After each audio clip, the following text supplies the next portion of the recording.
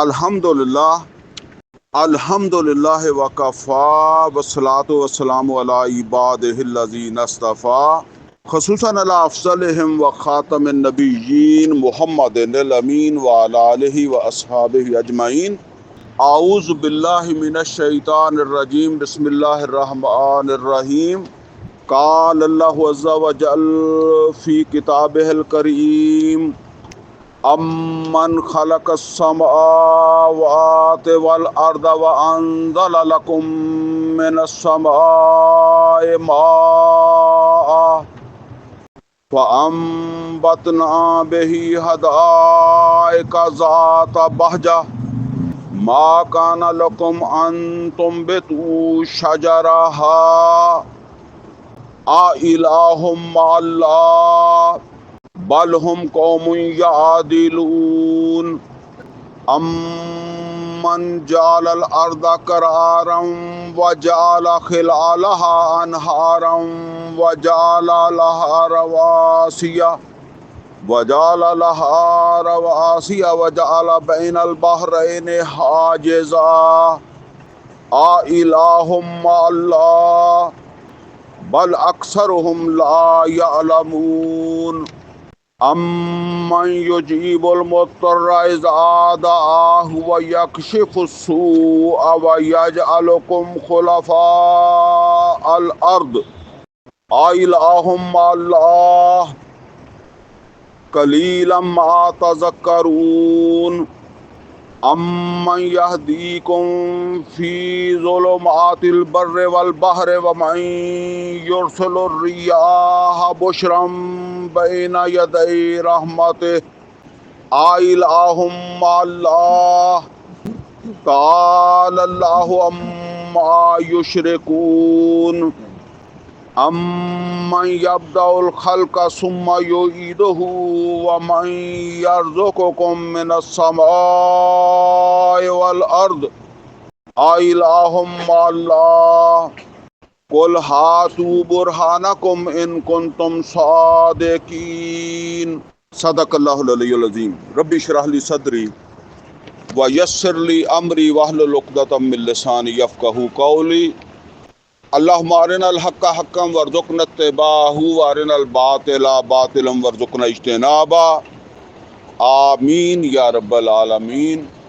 عزیز دوستو، اس وقت میں نے آپ کے سامنے سورہ نمل کی 60 نمبر آیت سے لے کر 64 نمبر آیت تک 5 آیتیں پڑھی ہیں۔ یہ سورہ نمل جو ہے، اس کا یہ حصہ جو ہم نے پڑھا ہے، یہ 20واں سپارہ بالکل شروع ہوتا ہے، تو وہاں سے یہ آیتیں ہیں۔ ان آیتوں کے حوالے سے جو موضوع ہے جس پر اس وقت آج ہم نے گفتگو کرنی ہے، وہ موضوع جو ہے وہ میرے نزدیک بہت اہمیت کا حامل ہے، اور وہ موضوع ہے توحید، یعنی لا الہ الا اللہ اور ریاست اسلامی۔ یعنی جس موضوع پر ہم گفتگو کرنے چلے ہیں وہ ہے توحید یا لا الہ الا اللہ کہہ لیں، اس کا اسلامی معاشرے کے ساتھ کیا تعلق ہے، اور ریاست اسلامی اسی کو کہتے ہیں نا۔ اب معاشرہ جو ہے اس کی اس وقت بلند ترین سطح کیا ہے؟ یہ پاکستان ایک معاشرہ ہے نا، تو یعنی ایک نظام حکومت۔ کسی زمانے میں معاشرت سادہ تھی نا، آدم علیہ السلام، حوا علیہ السلام۔ کسی زمانے میں انسان کی معاشرت جو ہے وہ قبائل کی سطح پر تھی، قبیلے تھے۔ لیکن آج جو ہماری معاشرت ہے وہ ایک ریاست تک پہنچ چکی ہے۔ تو جو بات ہم نے سمجھنی ہے وہ کیا ہے کہ یہ جو توحید ہم کہتے ہیں،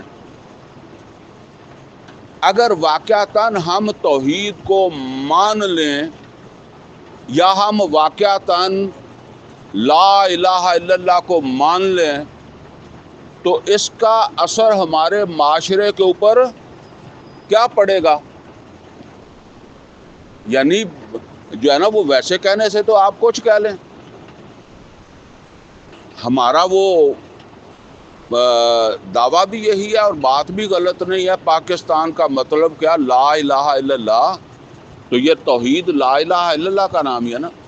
تو اگر ہمیں پتہ ہی نہ ہو کہ توحید کا کیا مطلب ہے، لا الہ الا اللہ کا کیا مطلب ہے، تو پھر ہم پھر کیا کریں گے اور کس کو ہم سمجھیں گے کہ جی یہ معاشرہ جو ہے وہ توحید پر قائم ہے، یہ معاشرہ جو ہے وہ توحید کے اوپر استوار ہے. یا اگر ہم نے اس کے لیے کچھ کرنا ہے تو ہمیں پہلے ہمیں بھی پتہ ہونا چاہیے نا.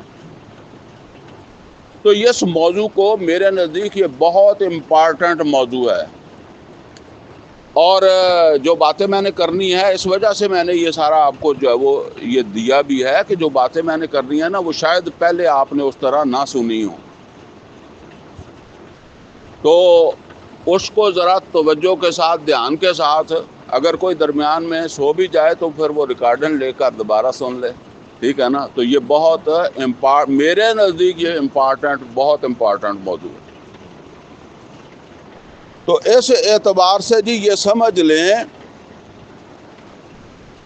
لا الہ کے حوالے سے یہ بات سمجھ لیں کہ لا الہ کا کیا مطلب. اللہ کے سوا کوئی الہ نہیں ہے. ابھی آگے ترجمہ ذہن میں لانا ہی نہیں ہے. ہم تو فوراً ترجمہ لاتے ہیں نا کہ اللہ کے سوا کوئی معبود نہیں ہے. یہ معبود والا لفظ دماغ سے ہی نکال دیں. آپ اسی جگہ رہیں جو لفظ جو ہے وہ استعمال ہوا ہے. لا الہ، کوئی الہ نہیں ہے الا اللہ، اللہ کے سوا کوئی الہ نہیں ہے. اب یہ ہم نے سمجھنا ہے کہ الہ جو ہے یہ اصل کے اندر ہوتا کیا ہے، کیونکہ اگر الہ کی سمجھ نہیں آئی تو پھر ہمیں ساری بات سمجھ آنی نہیں ہے کہ الہ کس کو کہتے ہیں. پہلے تو یہ سمجھ لیں کہ یہ جو لا الہ کہا ہے تو معاشروں کے اندر، جہاں ایک معاشرہ، دو معاشرے، آپ دو مثالیں آپ لے لیں. ایک مثال محمد رسول اللہ صلی اللہ علیہ وسلم کی اور دوسری مثال ابراہیم علیہ السلام کی میں آپ کو دے دیتا ہوں. ابراہیم علیہ السلام کے معاشرے میں بھی کیا تھا؟ بہت سارے الہ تھے. ایک الہ نہیں تھا بلکہ آلہہ. الہ کی جمع کیا ہے؟ آلہہ. بہت سارے آلہہ تھے. اور محمد رسول اللہ صلی اللہ علیہ وسلم کے معاشرے میں بہت سارے آلہہ تھے. یہ جو بت پڑے ہوئے تھے یہ کیا تھے؟ یہ آلہہ تھے. جو ابراہیم علیہ السلام کے زمانے میں بت پڑے تھے، معبود آپ چھوڑیں، معبود ان کا ذہن میں نہ لائیں، آلہہ تھے وہ بھی. تو جب ابراہیم علیہ السلام نے ان سے یہ کہا کہ لا الہ الا اللہ، اور یہ بھی بات آپ سمجھ لیں کہ ہر پیغمبر نے یہ الفاظ تو دہرائے ہیں، توحید یہی ہے، لا الہ الا اللہ، یہ ہے توحید. ہر پیغمبر نے جو ہے وہ اسی کو جو ہے وہ دہرایا ہے. باقی اگلے کے الفاظ کے اندر کوئی اختلاف ہے، مطلب اختلاف سے مراد وہ نہیں ہے جو ہمارا اختلاف ہے، مطلب مختلف الفاظ ہیں، جیسے محمد رسول اللہ، موسیٰ کلیم اللہ، عیسیٰ روح اللہ، اس طرح. تو اب جب ابراہیم علیہ السلام نے اپنے معاشرے کے اندر کہا لا الہ الا اللہ، تو انہوں نے کیا کہا کہ صرف ایک الہ ہے اور وہ جو اللہ ہے، اور کوئی الہ نہیں ہے. تو معاشرے کے اندر الہ موجود ہے نا، تبھی تو ان کو تکلیف ہوئی ہے. اگر الہ موجود نہیں ہے تو پھر ان کو کیا تکلیف ہوتی. چنانچہ جی یہ سورہ صافات ہے، ویسے اور بھی کئی مقامات کے اوپر ہے، میں تو صرف ایک دو مثالیں آپ کو دے دوں گا نا. اور بھی قرآن کریم کے اندر مقام ہیں. یہ سورہ صافات کی 86 نمبر چھوٹی چھوٹی آیتیں ہیں دو، میں وہ آپ کو سنا دیتا ہوں. ایک نبی صلی اللہ علیہ وسلم کے بارے میں، ایک ابراہیم علیہ السلام کے بارے میں. یہ ابراہیم علیہ السلام کے بارے میں. ابراہیم علیہ السلام نے اپنے معاشرے کو مخاطب کر کے کیا کہا کہا افکن آلہتن دون اللہ تریدون افکن آلہتن، یہ لفظ آلہہ یعنی جمع، تم بہت سارے گڑھے ہوئے معبود جو ہیں ان کو پسند کرتے ہو اللہ کو، اللہ کے علاوہ۔ اچھا یہ ایک معبود، ایک الہ تو اللہ ہے، ٹھیک ہے نا، اللہ کے علاوہ اور بہت سارے الہ ہیں جن کو جو ہے وہ آلہہ، ان کو تم پسند کرتے ہو۔ تو مسئلہ وہاں بھی یہی تھا کہ ابراہیم علیہ السلام کہتے تھے کہ صرف اللہ ہی الہ ہے، اور وہ کہتے تھے نہیں یہ آلہہ ہیں، یہ بھی شریک ہیں، یہ دوسرے الہ جو ہیں یہ بھی ہیں۔ اسی طرح نبی صلی اللہ علیہ وسلم کا بھی مسئلہ یہی تھا مکہ میں۔ اگر آپ دیکھیں نا، ویسے تو جو ہے وہ ساری زندگی کا ہی مسئلہ ہے، جب آپ اس سارے مضمون کو سمجھ لیں گے پھر پتہ لگ جائے گا۔ سورہ صاد ہے، اور سورہ صاد جو ہے نا یا سن 4 نبوی میں نازل ہوئی ہے یا 5 میں نازل ہوئی ہے، یعنی وہ آغاز ہی ہے نا، وحی کے بعد شروع کا زمانہ ہے نا۔ تو سورہ صاد کی 5 نمبر آیت میں یہ مشرک کہتے ہیں ایک دوسرے سے، کیا کہتے ہیں؟ اجعل الآلہۃ الہا واحدہ، کیا اس نے سارے الہوں کو ایک ہی الہ بنا دیا؟ بات سمجھ آ رہی ہے؟ یعنی اجعل آلہۃ الہا واحدہ، کیا اس نے بنا دیا سارے الہوں کو ایک الہ؟ جیسے کہتا ہے نا ایک الہ میں ضم کر دیا سب کو، کہتے ہیں نا ضم ہو گیا جی، تو باقی سارے الہ جو ہے وہ ضم ہو گئے اس ایک الہ میں۔ ان ھذا لشیء عجاب، یہ تو بڑی عجیب بات ہے جو محمد رسول اللہ صلی اللہ علیہ وسلم کہہ رہے ہیں کہ لا الہ الا اللہ، یہ تو بڑی عجیب بات کر دیا انہوں نے۔ تو اب ہم نے یہ سمجھنا ہے کہ اصل کے اندر الہ کیا ہے۔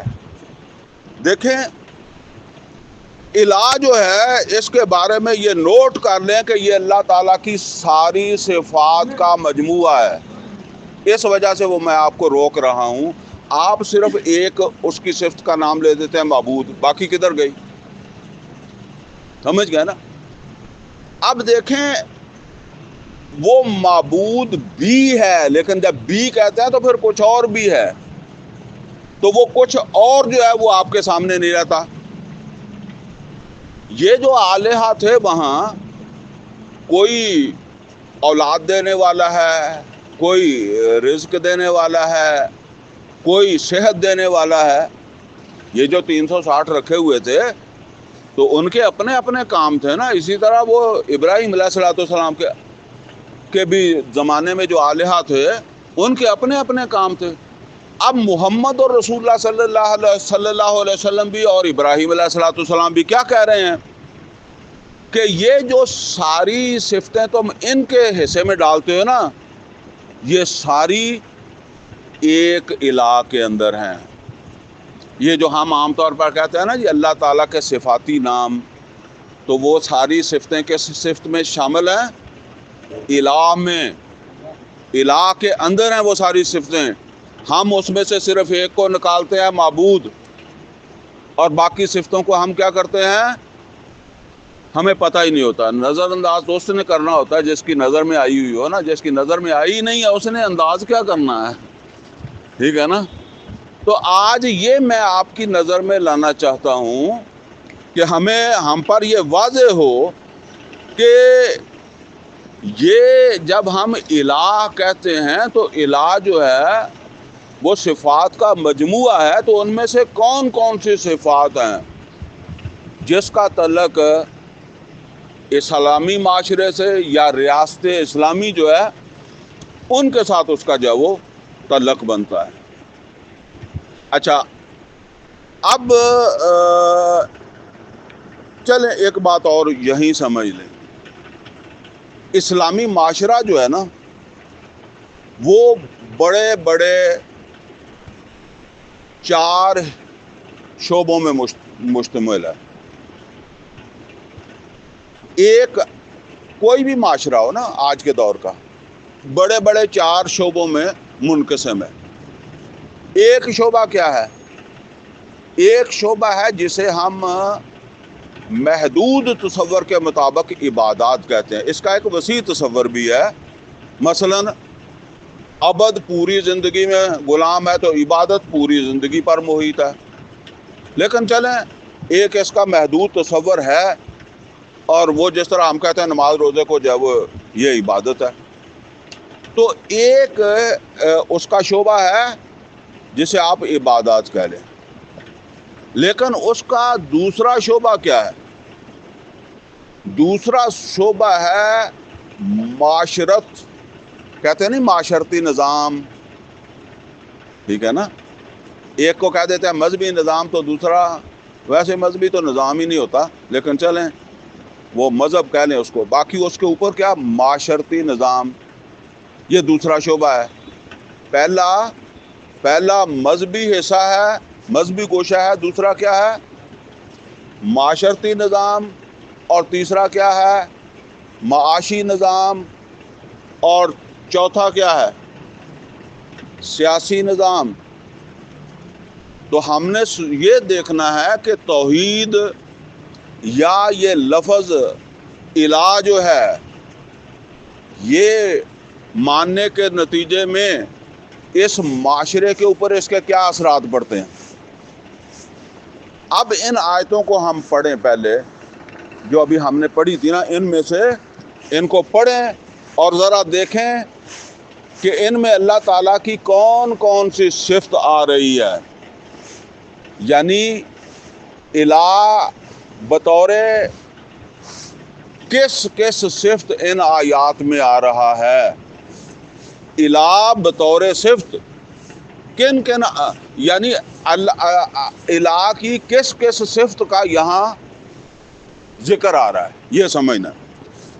چلیں، فرمایا امن خلق السماوات والارض وانزل لکم من السماء ماء. میں ابھی ترجمہ بھی کر دیتا ہوں. امن خلق السماوات والارض، بلا کون ہے جس نے آسمانوں کو اور زمین کو خلق کیا، تخلیق کیا. وَأَنزَلَ لَكُم مِّنَ السَّمَاءِ مَاءً، اور تمہارے لیے آسمان سے پانی اتارا. ان آیت میں اللہ تعالیٰ کی کس صفت کا ذکر آیا ہے؟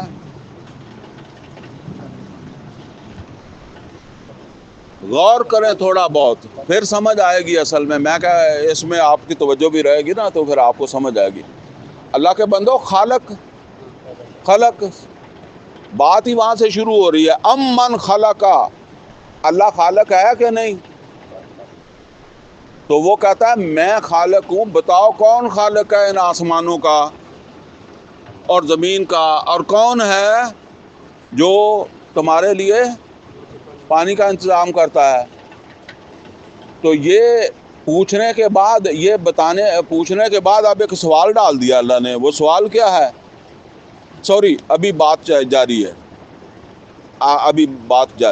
فَأَنبَتْنَا بِهِ حَدَائِقَ ذَاتَ بَهْجَةٍ، اور اللہ تعالیٰ کہتا ہے ہم نے اگا دیے اس پانی کے ساتھ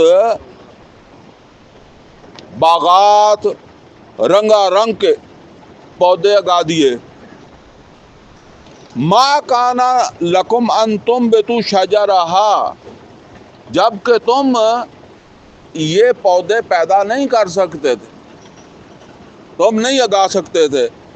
اچھا، اب سوال آ گیا ہے، وہ جو میں آیت ایک لائن بھول گیا تھا نا، تو دوبارہ پڑھ لیا ہم نے. سوال کیا آ گیا؟ الہ مع اللہ. اب دیکھیں دونوں لفظ آ رہے ہیں، الہ بھی آ رہا ہے اور اللہ بھی آ رہا ہے. یہی میں آپ کو سمجھانا چاہ رہا ہوں نا. فرمایا الہ مع اللہ، کیا اللہ کے ساتھ کوئی اور الہ ہے جو خالق بھی ہو؟ بات سمجھ آئی کہ نہیں آئی؟ اوپر جو بات بیان ہوئی ہے وہ کس کی بیان ہوئی ہے؟ خالق کی. تو سوال کا جواب پھر پوچھا آ الہم مع اللہ، یہ جن کو معبود بناتے ہیں ان پر غور کریں کہ اللہ جو الہ ہے، یا اللہ کے ساتھ کوئی الہ ایسا ہے کہ جو جس کی صفت خالق بھی ہو، جس کی صفت خالق بھی ہو. تو اس کا مطلب یہ ہے کہ یہاں اللہ تعالیٰ اپنی کس صفت کا اظہار کر رہا ہے؟ خالق کا. اور نفی کر رہا ہے. جس طرح نفی کی تھی نا کوئی اور معبود نہیں ہے ہم کہتے ہیں، اسی طرح نفی کر رہا ہے نا کوئی اور خالق نہیں ہے. کوئی ہے تو لاؤ سامنے. آ الہم مع اللہ، کیا کوئی اور الہ ہے جو خالق بھی ہو؟ اب آگے بل ہم قوم یعدلون، فرمایا بلکہ یہ لوگ خام خواہی اس کے برابر بنا دیتے ہیں، ہے تو کوئی نہیں. یعنی اللہ بھی کہتا ہے بھی کوئی نہیں لیکن لوگ بنا دیتے ہیں. تو نوٹ کریں ہم نے اللہ تعالیٰ کی الہ کے اندر یعنی الہ کے ساتھ منسوب ایک صفت پڑھی ہے، خالق. اب آگے چلیں. امن جعل الارض قرارا وجعل خلالها انہارا، بھلا وہ کون ہے جس نے زمین کو قرار گاہ بنایا، رہائش گاہ بنایا، وجعل خلالها انہارا، اور چلا دی اس نے اس کے اندر جو ہے وہ چشمے، نہریں وہ ہماری آرٹیفیشل نہریں نہیں، وہ کوئی دریا پتلا آ گیا، کوئی چشمہ آ گیا، وہ اس معنی میں آتا. وجعل لها رواسیا، اور بنا دیے اس نے جو ہے وہ اس میں پہاڑ بھی، اس کے پہاڑ بھی بنا دیے. وجعل بین البحرین حاجزا، اور بنا دیے اس نے جو ہے وہ بنا دیا دو پانیوں کے درمیان ایک پردہ. مرج البحرین یلتقیان، وہ آپ ہے نا دو پانی آپس میں ملتے نہیں ہیں، ویسے بھی کہیں گرم پانی کہیں سرد، وہ بھی نہیں ملتے آپس میں. تو یہ اس طرح کا صرف ایک واقعہ نہیں، کئی جگہ ہے. بہرحال اللہ کہتا ہے کہ اس طرح بھی میں کرتا ہوں. تو یہاں اللہ تعالیٰ کی کس صفت کا ذکر آپ نے پڑھا ابھی؟ جیسے وہاں خالق کا پڑھا تھا تو یہاں کون سا آ گیا؟ چلے آسان کر دیتا ہوں. قدرت، قادر، قدیر. یہ وہ قادر اور قدیر ہے کہ جو دو پانیوں کو ملنے نہیں دیتا. اللہ نے پوچھا آ الہم مع اللہ، اب دیکھیں پھر پوچھا آ الہم مع اللہ، کیا اللہ کے ساتھ کوئی اور الہ ہے جس کی یہ قدرت ہو کہ وہ دو پانیوں کو ملنے نہ دے؟ مطلب یہ ہے کہ کوئی اور نہیں ہے. پہلے آپ نے صرف ایک ہی سمجھا تھا کہ اللہ کے سوا کوئی معبود نہیں ہے، تو اب کیا ساتھ آ گیا؟ اللہ کے سوا کوئی خالق نہیں ہے، اور اللہ کے سوا کوئی قادر نہیں ہے، کوئی قدیر نہیں ہے. سمجھ آ رہی ہے بات میری؟ بل اکثرہم لا یعلمون، اللہ تعالیٰ فرما رہے ہیں کہ لیکن اکثر لوگ جانتے نہیں ہیں. وہ کسی اور کو سمجھ لیتے ہیں قدرت والا، لیکن ہے کوئی نہیں. پھر آگے فرمایا امن یجیب المضطر، کون ہے جو قبول کرے مجبور کو، اذا دعا، جس وقت وہ دعا کرتا ہے. یعنی کون ہے جو مجبور بس مصیبت میں پھنسا ہوا جو ہے اس کی دعا قبول سنتا ہے، قبول کرتا ہے؟ کون ہے؟ سوال پوچھا. فَيَكْشِفُ السُّوءَ، اور وہ اس کی پریشانی یا تکلیف جو ہے وہ کیا کرتا ہے؟ دور کر دیتا ہے. وَيَجْعَلُكُمْ خُلَفَاءَ الْأَرْضِ، اور وہ ہے جس نے تمہیں زمین پر خلیفہ بنایا.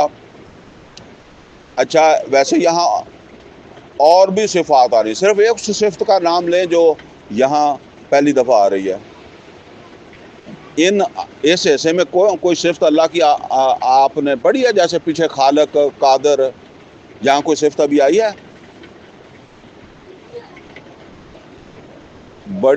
بہت بڑی صفت آ گئی ہے، مگر آپ غور نہیں کر رہا ہے نا، اس لیے دعا کیا ہوتا ہے؟ دعا عبادت ہوتی ہے۔ نبی صلی اللہ علیہ وسلم نے کیا فرمایا؟ الدعاء هو العبادہ، الدعاء مخ العبادہ۔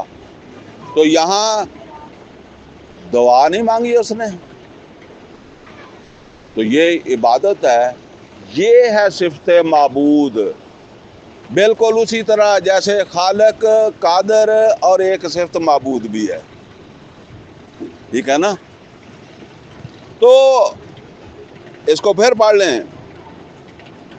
فرمایا امن یجیب المضطر اذا دعاہ، کون ہے بلا جو مجبور کی دعا کو سنتا ہے؟ تو دعا کے بارے میں بتایا کہ دعا عبادت ہے، بلکہ عبادت کی بھی چوٹی ہے، مغز ہے۔ تو عبادت کرنے والے کو کیا کہتے ہیں؟ عبد۔ تو جس کی جائے اس کو کیا کہتے ہیں؟ معبود۔ اب سمجھ آ گئی نا؟ سمجھ آ گئی نا؟ یہ معبود مان کر دعا کر رہا ہے، ٹھیک ہے؟ وَيَكْشِفُ السُّوءَ وَيَجْعَلُكُمْ خُلَفَاءَ الْأَرْضِ، اور اس کی پریشانی دور کرتا ہے، اور وہی ہے جس نے تمہیں زمین کے اوپر خلیفہ بنایا۔ تو سوال پھر آ گیا، الہ مع اللہ، لوگوں جواب دو، الہ مع اللہ، کیا اللہ کے ساتھ کوئی اور الہ ہے جو معبود بھی ہو؟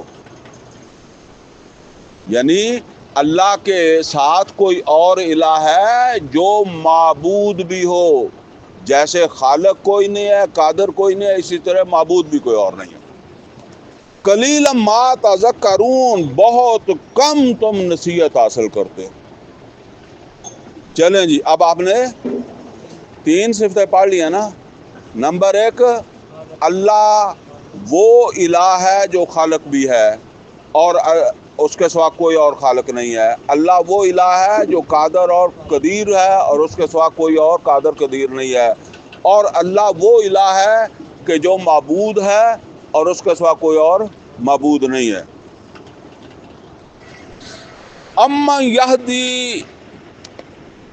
امن یہدیکم فی ظلمات البر والبحر، بلا کون ہے جو تمہاری رہنمائی کرتا ہے، تمہیں ہدایت دیتا ہے زمین اور پانی کی، جو ہے وہ سمجھ لیں کہ پانی کے اندر، اس کے اندھیروں میں۔ ظلمات ویسے اندھیرا کہتے ہیں، بھٹکنے کو بھی کہتے ہیں۔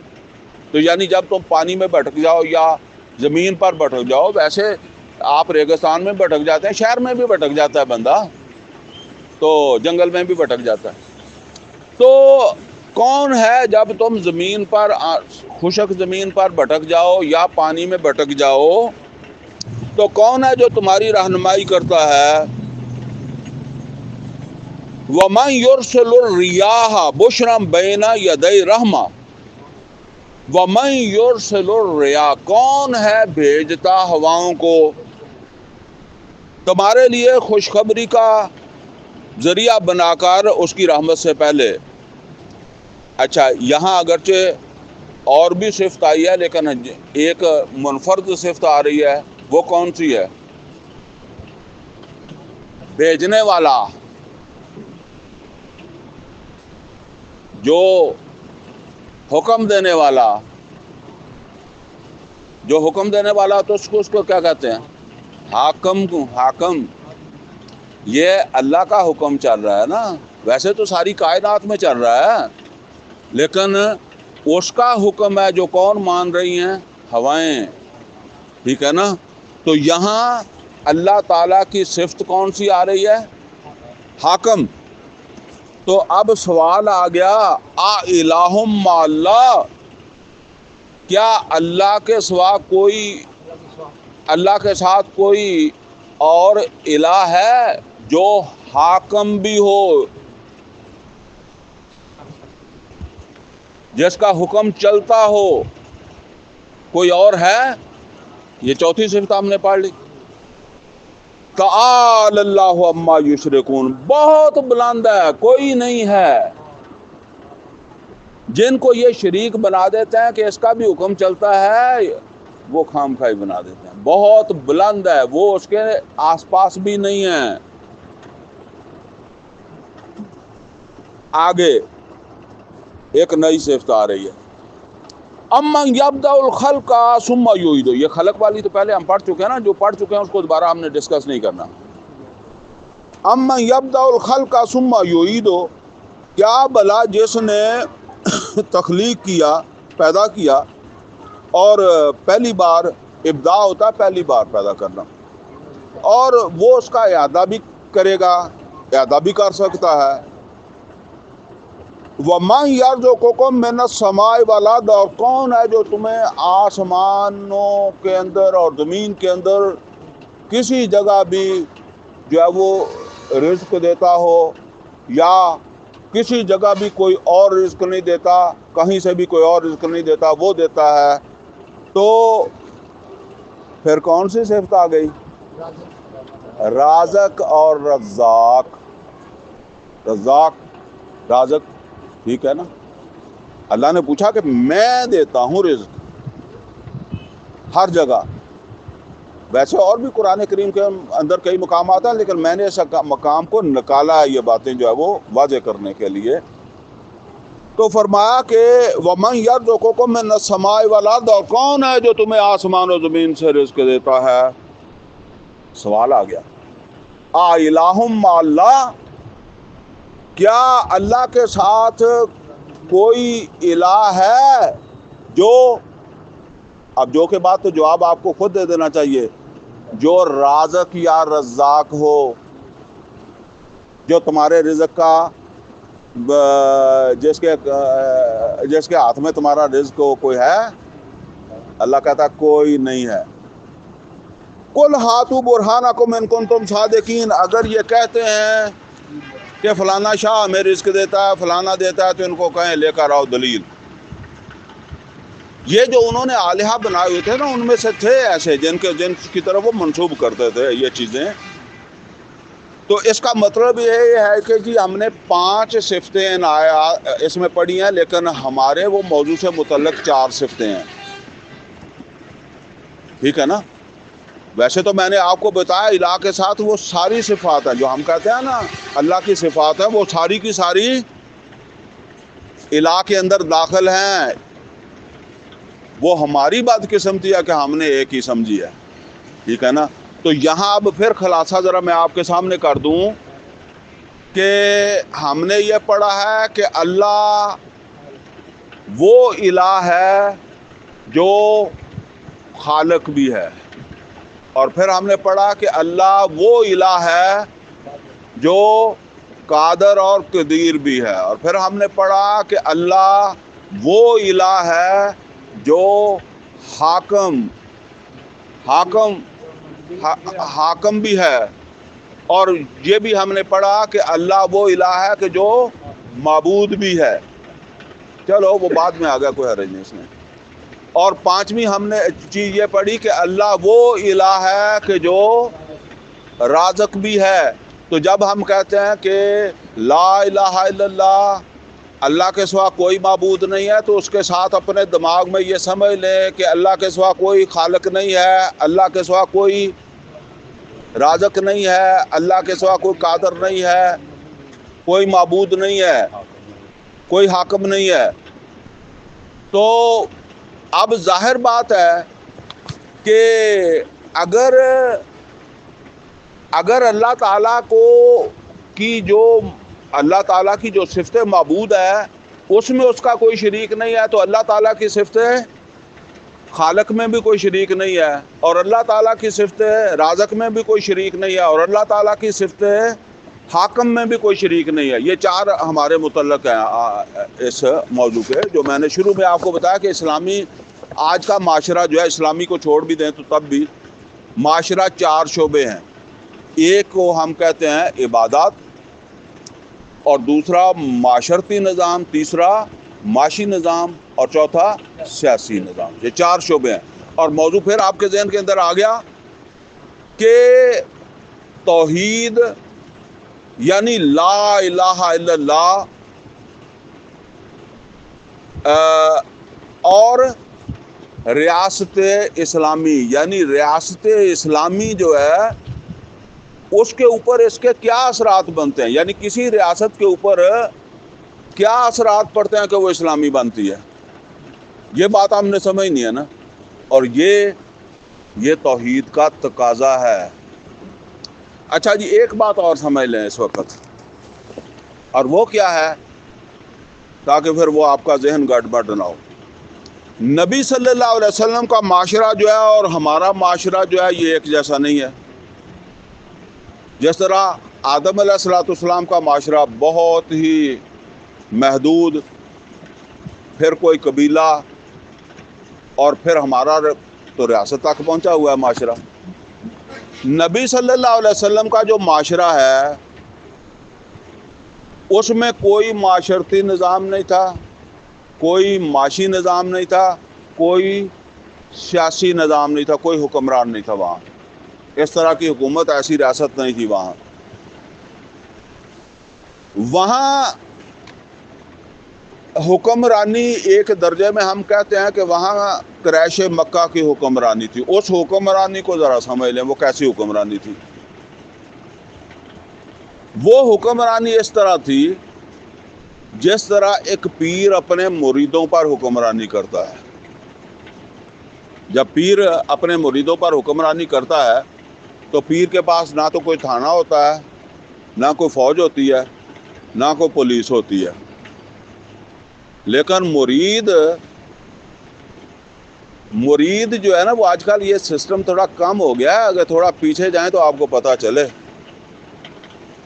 کہ مرید کراچی میں بیٹھا ہو یا لندن میں بیٹھا ہو، پیر یہاں پاکستان میں بیٹھا ہو، تو وہ اس کو حاضر ناظر ہی سمجھتا ہے، اور وہ اس کی جو بات مانتا ہے نا۔ آپ کا چیف جسٹس اگر دو مریدوں میں جھگڑا ہو جائے، چیف جسٹس فیصلہ کر دے، اس کو قبول نہیں ہوگا، لیکن پیر فیصلہ کر دے تو اس کو قبول ہوگا۔ سمجھ آئی نا بات؟ یہ ایک پورا سسٹم ہے۔ اسی طرح خانقاہی سسٹم، یہ مزاروں کا سسٹم جو ہے نا، یہ ایک سسٹم ہے جس کے ذریعے سے پھر یہ سارا جو ہے وہ چلتا ہے، ٹھیک ہے نا۔ یہاں تک آپ دیکھیں پیر کا حکم کیسے چلتا ہے۔ میں نے یہ دیکھی ہوئی باتیں بتا رہا ہوں، یہ کوئی آپ کو سنی سنائی یا ایسے آپ یہ سمجھیں، بہرحال آپ کے بھی تجربات ہوں گے۔ وہ جو مرید ہوتے ہیں نا، وہ بڈھا پیر میری عمر کا اگر کسی مرید سے اس کی نابالغ بچی کا رشتہ بھی مانگے نا تو وہ خوش ہو کے دیتا ہے، اور وہ سمجھتا ہے کہ یہ میری جنت ہے۔ دو تین واقعات ایسے جو ہے نا، وہ جو ہے وہ آپ اس کو کہیں جاہل ہے، اس نے اس کا دماغ جو ہے وہ برین واشنگ کر کے ایسا بے وقوف اس کو بنا دیا ہے نا، تو اس کو کرتا ہے، پھر ورتتا جن پنجابی کہتے ورتتا ہے، ٹھیک ہے نا۔ تو یہ کام کس نے کیا؟ یہ مشرکین مکہ نے۔ انہوں نے لوگوں کے دلوں میں اپنی عقیدت پیدا کی اور وہ بت بنا کر جو ہے وہ رکھ لیے، اور ایک بہانہ بن گیا، ٹھیک ہے نا۔ اب اس کا اتنی عقیدت بنائی، اتنا لوگوں کے ذہنوں کے اوپر جو ہے وہ اس کا اثر ہوا کہ اب پورے عرب میں کس کی بات مانی جاتی ہے؟ مشرکین مکہ کی، اور یہ ہے ان کی حکومت۔ اور وہاں جب کوئی آدمی یہ کہتا ہے کہ لا الہ الا اللہ، اللہ کے سوا کوئی الہ نہیں ہے، تو سارا نظام ہل جاتا ہے، سارا نظام ہل جاتا ہے نا، کیونکہ وہ نظام تو بنا ہوا ہی الہوں کے زور پر ہے، سمجھ گئے نا، وہ الہوں کے زور پر بنا ہوا ہے۔ اگر آپ کسی مزار پر جا کر جو ہے وہ وہاں یہ آیتیں سنانا شروع کر دیں جو آج آپ نے پڑھی ہیں کہ اللہ کے سوا کوئی خالق نہیں ہے، اللہ کے سوا کوئی رازق نہیں ہے، کوئی بیٹا نہیں دیتا، کوئی اولاد نہیں دیتا، کوئی کچھ نہیں ہے، کوئی صحت نہیں دیتا، تو جو وہ آپ کے ساتھ کریں گے، ٹھیک ہے نا، وہ پھر آپ وہ کمال شاہ کے کسی دربار میں جا کر جو ہے وہ بول کے دیکھنا نا، باقی دور نہیں جانا تو ہاں۔ وہاں بول کے دیکھ لینا آپ کا کیا بناتے ہیں وہ. یہ تھا وہ جو محمد اور رسول اللہ صلی اللہ علیہ وسلم یا صحابہ کے کہنے سے اتنی بات کہ لا الہ الا اللہ، تو یہ پورے نظام کو کیا کرتا تھا؟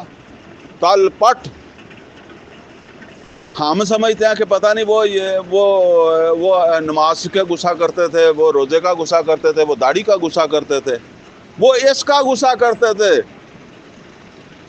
تم داڑھی رکھو نہ رکھو، چلے جاؤ مزار پر، ان کو غصہ نہیں آتا. جب آپ جا کر یہ آیتیں وہاں سمجھائیں گے لوگوں کو تو غصہ آئے گا پھر.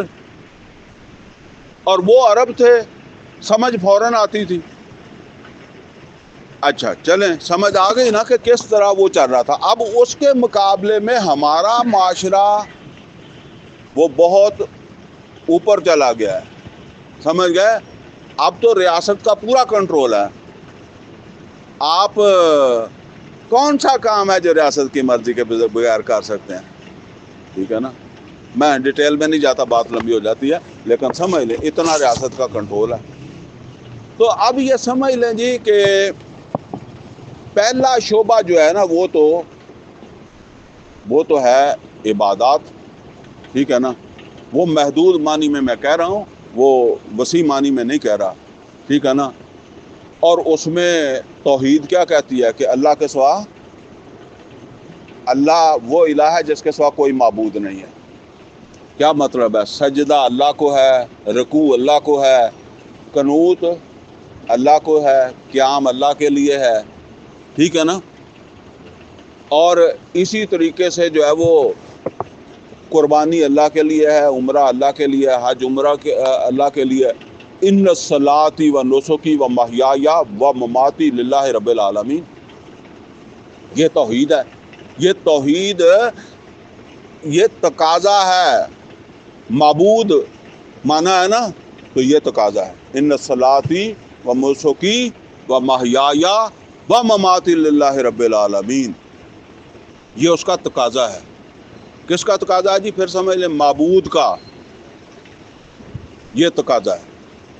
باقی جب ریاست ہوگی تو اس میں غیر مسلموں کے لیے شریعت نے اجازت دی ہے، غیر مسلم رہ سکتے ہیں، صرف وہ حجاز میں نہیں رہ سکتے تھے. باقی تو سورہ توبہ میں آ گیا یؤتی الجزیۃ عن ید وہم صاغرون. جزیہ دیں، وہ رہیں، وہ اپنی عبادت گاہ بھی بنا سکتے ہیں اور اپنے جو بھی مذہبی معاملات ہیں ان کو ادا کریں. اپنا شادی نکاح موت فوت وہ رسم و رواج سارے جو ہے وہ کر سکتے ہیں اپنے مذہب کے مطابق. جزیہ دیں اور رہیں، شہری بن کر رہیں. اب آ جائیں جی اللہ تعالیٰ اس 4 جو ریاست کے شعبے ہیں ان میں سے اب دوسرا شعبہ کون سا ہے؟ وہ ہے معاشرت، معاشرتی نظام. اللہ خالق ہے نا، تو سب مخلوق کس نے پیدا کی ہے؟ اللہ نے پیدا کی ہے. اللہ کیا کہتا ہے؟ اللہ کہتا ہے سب برابر ہیں. اللہ کہتا ہے سب برابر ہیں. فرمایا سورہ حجرات کی آیت نمبر 15 کے اندر فرمایا یا ایھا الناس لوگو انا خلقناکم من ذکر و انثی. ہم نے تم کو پیدا کیا ہے ایک مذکر ایک مؤنث سے، ایک عورت سے ایک مرد سے. انا خلقناکم من ذکر و انثی وجعلناکم شعوبا و قبائل لتعارفوا. اور ہم نے تمہاری قومیں قبیلے بنا دیے. کس لیے بنا دیے؟ لتعارفوا، تعارف کے لیے، پہچان کے لیے. لیکن یہ صرف پہچان کے لیے ہے. ان اکرمکم عند اللہ اتقاکم. اور تم میں سے اکرام والا، عزت والا کون ہے؟ جو تقوی والا ہے. تقوی کا فیصلہ کون کرے گا؟ وہ تو اللہ کرے گا، وہ ہم نہیں کر سکتے. لہذا یہاں تو سب کیا ہے؟ برابر ہی ہیں. دیکھیں ایک آدمی فوت ہوتا ہے، اس کا ایک بیٹا جو ہے وہ 5 وقت کا نمازی ہے اور ایک جو ہے وہ نمازیوں کے خلاف ہے. تو وراثت برابر تقسیم ہوتی ہے یا نمازی کو زیادہ مل جاتی ہے؟ اس کو کہتے ہیں برابر ہے، ٹھیک ہے نا. باقی اگر اس کی نمازیں ہیں تو اس کو اللہ کے یہاں مل جائے گا. ویسے بھی دنیا کے اندر بعض اوقات ہم کسی کی داڑھی دیکھ کر تقویٰ سمجھتے ہیں، بعد میں پتہ لگتا ہے کہ ویلا ہی ہے، ٹھیک ہے نا. تو کسی کی شکل صورت، کسی کی پگڑی دیکھ کر جو ہے وہ آپ سمجھیں کہ یہ تقوی والا ہے، ٹھیک ہے نا. تو تقوی کا حساب کتاب اللہ تعالیٰ کے یہاں ہے. یہاں تم سب برابر ہو. اگر کوئی آدمی قتل ہوتا ہے اور وہ قتل ہونے والا بہت زیادہ نیک ہے، مفتی ہے، اور دوسرا قتل ہوتا ہے اور وہ بالکل فاسق فاجر ہے، تو مفتی کے قاتل کو سزا زیادہ ملے گی کہ برابر ہی؟ ان اکرمکم عند اللہ اتقاکم، اور تقوی تمہارا اللہ کے یہاں ہے. یہاں تم کیا ہو؟ برابر ہو. اسی طرح سمجھ لیں عمر فاروق رضی اللہ تعالیٰ عنہ نے ایک کمیٹی بنائی تھی نا اپنے بعد خلیفہ کے لیے، تو کہ کسی کو کہا تھا کہ تمہارا زیادہ تقوی ہے، تم 2 ووٹ ڈال دینا. برابر ہی تھے نا.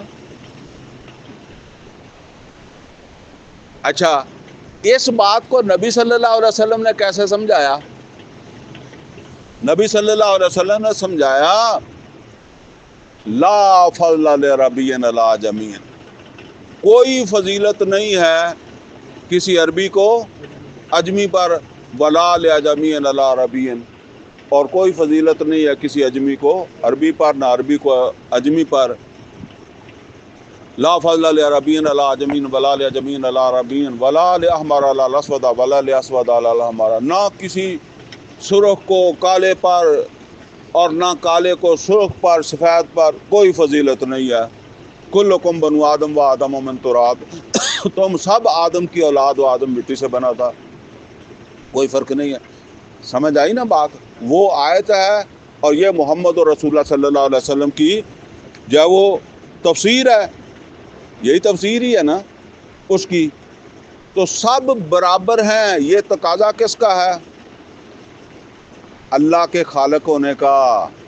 انا خلقناکم من ذکر و انثی، ہم نے پیدا کیا ہے، کوئی تم میں سے بڑا چھوٹا آگے پیچھے نہیں. اچھا، اس سے یہ نہ سمجھ لیں، یہ اس کو کہتے ہیں انسانی جو ہے نا وہ سطح پر، یا آپ یہ سمجھ لیں کہ پیدائشی طور پر سب برابر ہیں. ایون غیر مسلم بھی برابر ہے. میں نے آپ کو مثال دے دی نا کہ ایک غیر مسلم کو قتل کر دیا، ایک مسلمان کو قتل کر دیا، تو جج مسلمان کے قاتل کو زیادہ سزا دے گا اور غیر مسلم کے قاتل کو کم دے گا. برابر ہے. آپ کی ریاست میں غیر مسلم رہتے ہیں، کوئی مسلمان کسی غیر مسلم عورت سے زنا کر لے تو اس کو زیادہ تھوڑی سزا دے گا کہ بھی وہ غیر مسلم تھی اور یہ مسلمان سے کیا زیادہ دے گا؟ یہ برابر ہی دے گا، برابر دے گا. یہ ہے، یہ مساوات کہاں ہے؟ یہ توحید کا تقاضا ہے. جس طرح آپ نے سمجھا کہ معبود ہونے کا تقاضا یہ ہے، یہ توحید کا تقاضا ہے. محمد اور رسول اللہ صلی اللہ علیہ وسلم جب یہ کہتے تھے نا تو ان کو پتہ چلتا تھا کہ ہماری یہ سیادت چودراہٹ ختم ہوتی ہے، ٹھیک ہے نا. تو لہٰذا جب آپ اپنے معاشرے کے اندر یہ بات سمجھائیں گے تو جن کو خصوصی پریویلیج حاصل ہے وہ آپ کو چلنے دیں گے؟ جب آپ کا بچہ میرٹ پر آیا لیکن آپ غریب ہیں، ایک دولت مند یا بااثر آدمی کا بچہ جو ہے وہ میرٹ پر نہیں آیا، نوکری اس کو مل گئی، تو یہ لا فضل لعربی علی عجمی ولا لعجمی علی عربی، یہ اس کی مخالفت ہے، یہ توحید کی مخالفت ہے. نبی صلی اللہ علیہ وسلم نے فرمایا الخلق عیال اللہ، مخلوق اللہ کا کنبہ ہے. تو کوئی کنبے کا سربراہ جو ہے نا وہ یہ فرق نہیں رکھتا یہ اونچ نیچ. اصل کے اندر یہ اونچ نیچ تو ہندوؤں میں تھی. تو یہ اگر لا الہ الا اللہ صحیح معنوں میں کہا ہے تو پھر اس کا تقاضا یہ ہے. ٹھیک ہے نا. جس طرح آپ دیکھیں نبی صلی اللہ علیہ وسلم کے زمانے کے اندر اگر آپ دیکھیں کوئی فرق نہیں تھا. ان چیزوں کی بنیاد کے اوپر کسی کو اہمیت حاصل نہیں تھی. ٹھیک ہے نا. باقی صحیح ہے ایک آدمی جو ہے نا وہ ہڈر عامہ ہے کہ نکمہ ہے. ٹھیک ہے نا. تو وہ تو فرق پڑ جائے گا. جو ہڈر عامہ ہے اس نے بیٹھا رہے گا, دوسرا محنت کرے گا, آگے نکل سکتا ہے. کوئی ذہین ہے, کوئی کند ذہن ہے. ٹھیک ہے نا. تو جو ہے نا وہ انسانی سطح کا پر صرف اس وجہ سے کہ جی اس برادری کا تعلق رکھتا ہے, اس برادری سے تعلق رکھتا ہے, اس ذات سے تعلق رکھتا ہے, اس ذات سے رکھتا ہے, یہ پنجابی ہے, یہ سندھی ہے, پٹھان ہے, فلانا ہے, کوئی فرق نہیں ہے. سب بطور انسان برابر ہیں. یہ اللہ کے خالق کو ماننے کا تقاضا ہے. یہ توحید کا تقاضا ہے خالق کی سطح پر. اب آ جائیں جی دوسرا ہے کیا اس کو کہتے ہیں معاشی نظام. رازق کون ہے, رزاق کون ہے؟ اللہ ہے. اللہ رازق ہے نا. تو اللہ کہتا ہے سورہ حامیم سجدہ کی آیت نمبر 10 میں اللہ تعالیٰ نے فرمایا کہ ہم نے زمین و آسمان کو بنایا اور زمین کے اندر ہم نے خوراک کا انتظام کیا 4 دنوں کے اندر. اور کتنی خوراک کا انتظام کر دیا؟ سوال للسائلین, سب ضرورت مندوں کے لیے. یعنی جتنی ضرورت, جتنی مخلوق پیدا کی نا اس کے اعتبار سے جتنی ضرورت تھی سوال للسائلین, سب کے لیے سوا, سب کے لیے برابر پیدا کیا. تو اب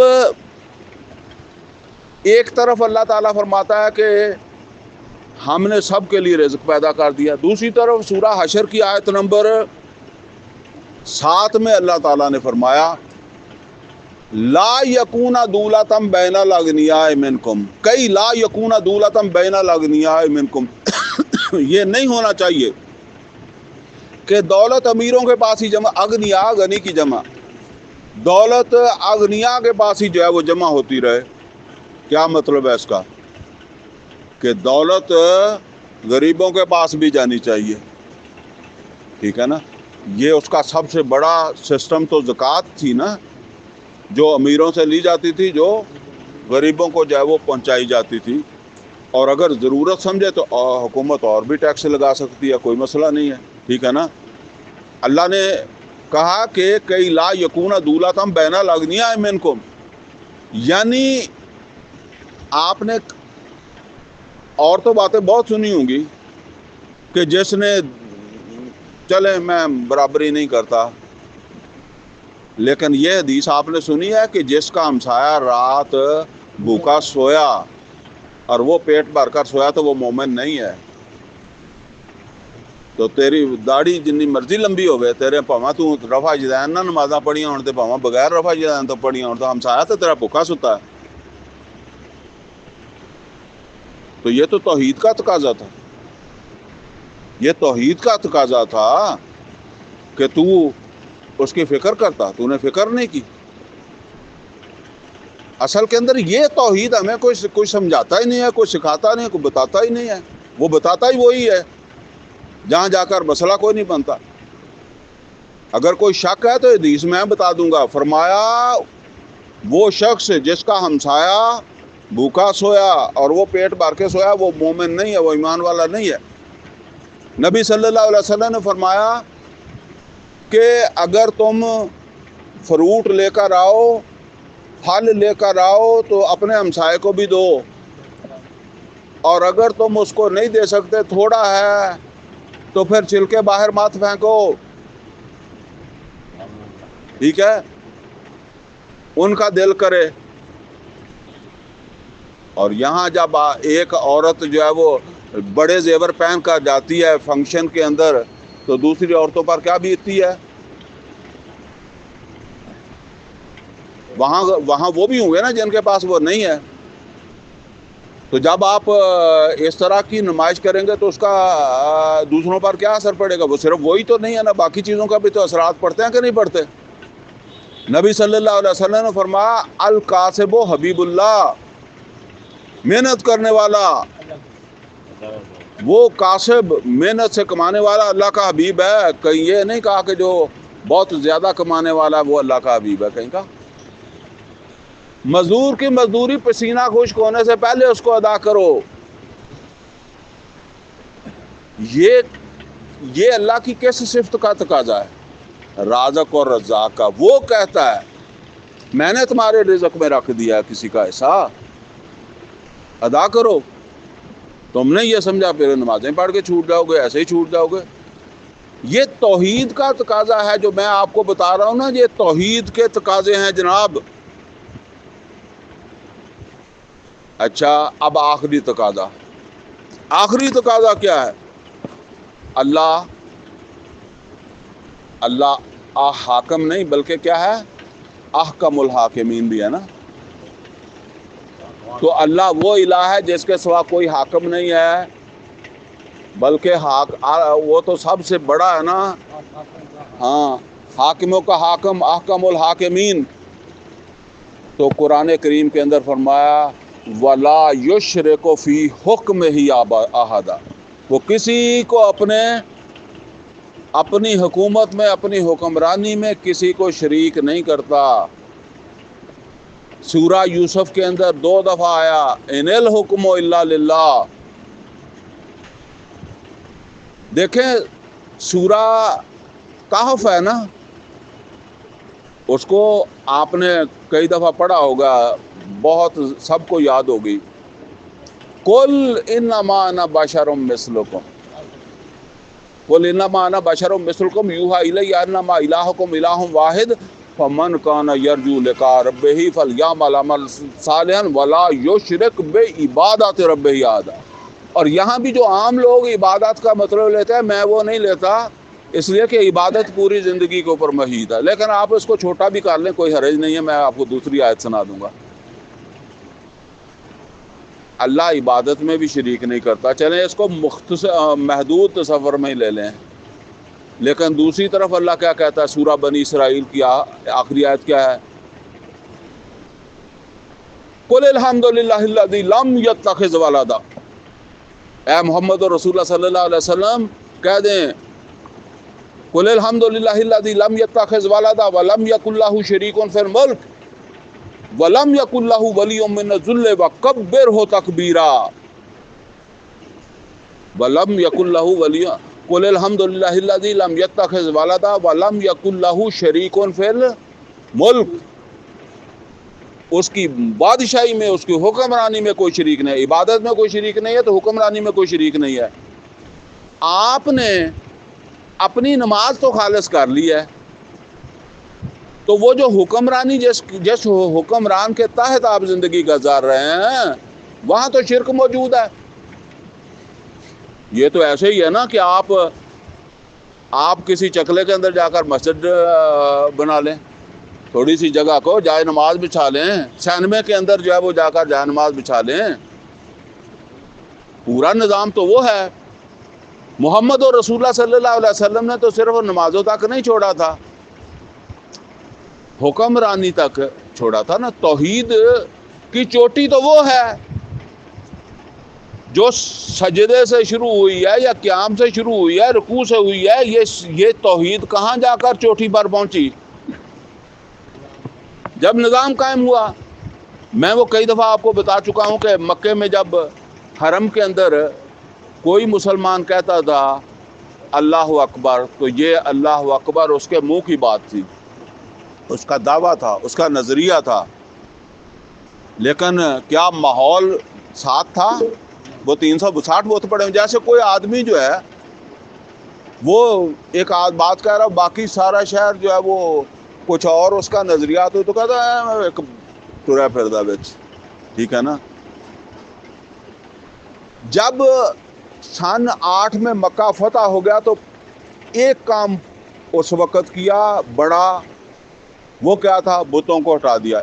یہ آلہہ جو تھے ان کو ختم کر دیا. لیکن ابھی آلہہ کو تسلیم کرنے والے موجود ہیں. پھر سن 8 کے بعد سن 9 آیا. 9 میں بھی وہ مشرکین جو الہا کو مانتے ہیں وہ موجود ہیں۔ پھر سورہ توبہ کی آیات آئیں، ان کے اندر کہا گیا کہ بھئی یہ 4-6 مہینے جو ہیں اس کے اندر کیا کر لیا جائے کہ یہ جو الہا کو ماننے والے ہیں جن کو ہم مشرکین کہتے ہیں ان کو بھی صاف کر دیا جائے۔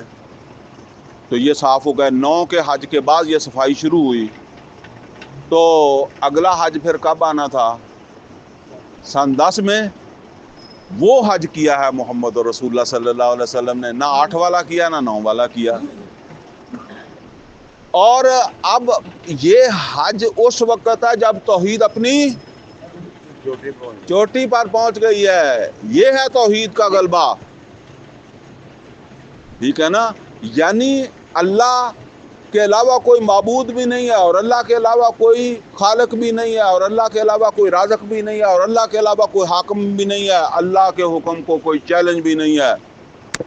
نبی صلی اللہ علیہ وسلم نے فرمایا لا طاعۃ لمخلوق فی معصیۃ الخالق، مخلوق میں سے کسی کی اطاعت نہیں ہے اگر اس کا حکم جو ہے اس کو مان کر اللہ کی معصیت ہوتی ہو۔ تو سمجھ لیں یہ توحید کا سفر بڑا لمبا ہے، یہ ہمیں بہت نیچے ہی بٹھا دیا، اور اسی لیے فرقے بننے شروع ہو گئے، گروہ بننے شروع ہو گئے، تصورات محدود ہو گئے، اور وہیں سے اپنی اپنی جنت کا حساب کتاب جو ہے وہ لوگوں نے لگا لیا کہ بس اتنے ہی جنت مل جائے گی۔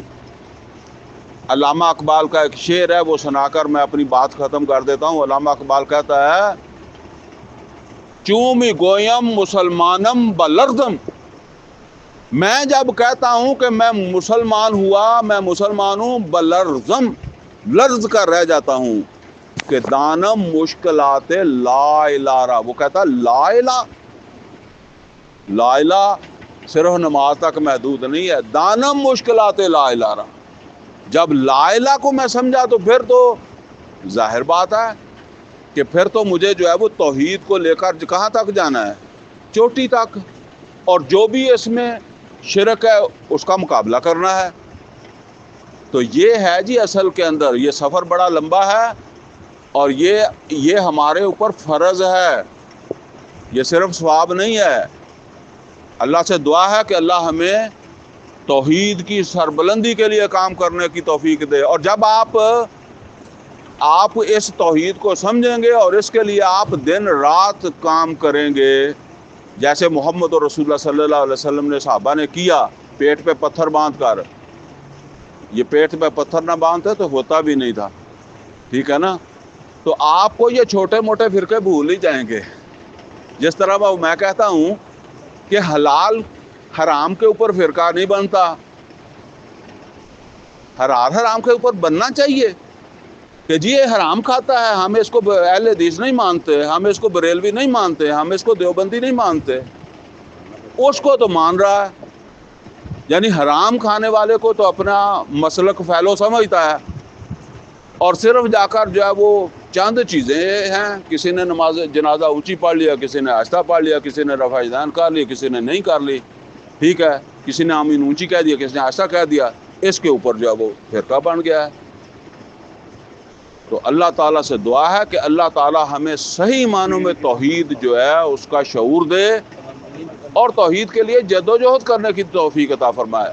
یہ وہ چیز ہے جو آج ہمارے معاشرے میں لوگوں کو پتہ ہی نہیں ہے۔ میں نے اسی لیے شروع میں آپ کو بتایا تھا کہ میں نے جو باتیں آپ سے کر رہی ہیں وہ شاید آپ نے پہلے اس طرح نہ سنی ہو، اور میں اسی لیے آپ کے سامنے یہ رکھ کر بات کر رہا ہوں۔